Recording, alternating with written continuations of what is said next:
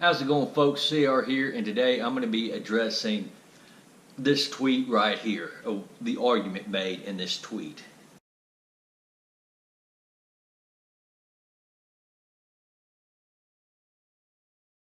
Okay, so would you have a homeless person come in and manage your finances? Why not? They shouldn't have to demonstrate any financial nerd knowledge to you. You know, don't you trust that they care enough? You see where I'm getting at this. This tweet, by the way, is an outright lie. Nobody on the gun rights side of things is expecting the gun controllers to be gun nerds or demonstrate gun nerd knowledge. An example of gun nerd knowledge would be, what's the difference between the M193 ball and the M855 ball round? And why would I choose one over the other, for ammunition for my AR-15?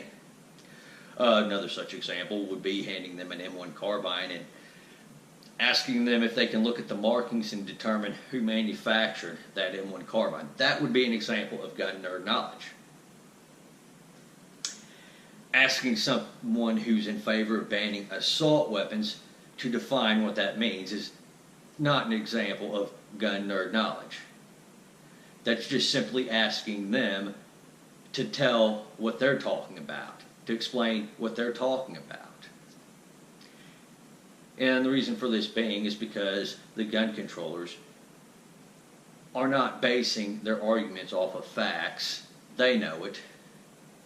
They are making their proposals, and they're using an emotional-driven, dishonest strategy to do such.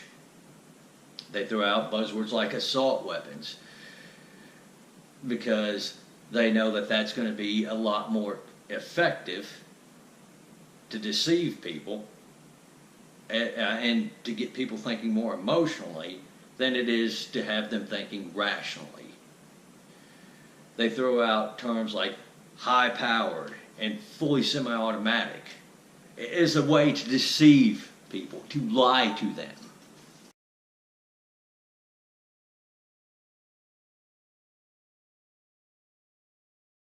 Okay, so this is an outright lie. They don't issue you an AR-15 at any point in service, not even basic training. They issue you either an M16 or an M4. They don't have a stock of AR-15s for training purposes only. Period. And while I'm on the topic, for that handful of vets that were claiming they were issued an AR-15 in service, you guys shouldn't complain when you get a stolen valor accusation thrown at you. You just shouldn't. And you shouldn't expect an apology after you turn around and prove you're a veteran to the person who threw that stolen valor claim at you.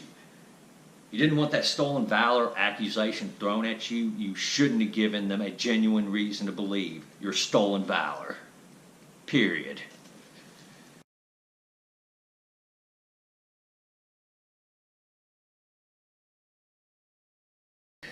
Well, if you didn't want all these trolls to come out of the woodwork and call you on your lie, perhaps you shouldn't have told the lie in the first place. Should you have? You see, the gun controllers don't love to come out and call rifles like this an assault rifle, and then when you point out the differences between this and a real assault rifle, they'll claim you're playing semantics here, that you're just splitting hairs. They know they're lying. The fact of the matter is that they've already got full auto and burst, aka select fire, effectively banned. It's been effectively banned since 1986. There is no real push to get that ban or the NFA restrictions on select fire lifted. They're not worried about that. Now their target is semi-automatic carbines such as this. With that being said, they're now going to sit there and say, well, there's not really all that much difference between full auto and semi-auto. You're just splitting hairs here when you tell us not to call it an assault rifle. You're playing semantics. And there's one surefire way to prove that these guys are lying and they know they're lying. You put a bill in the House and the Senate that looks like it's going to pass, repealing both the 1986 ban and the NFA restrictions on select fire. And you watch how fast these little bedwetters come out and say, oh my God, there's going to be blood on the streets.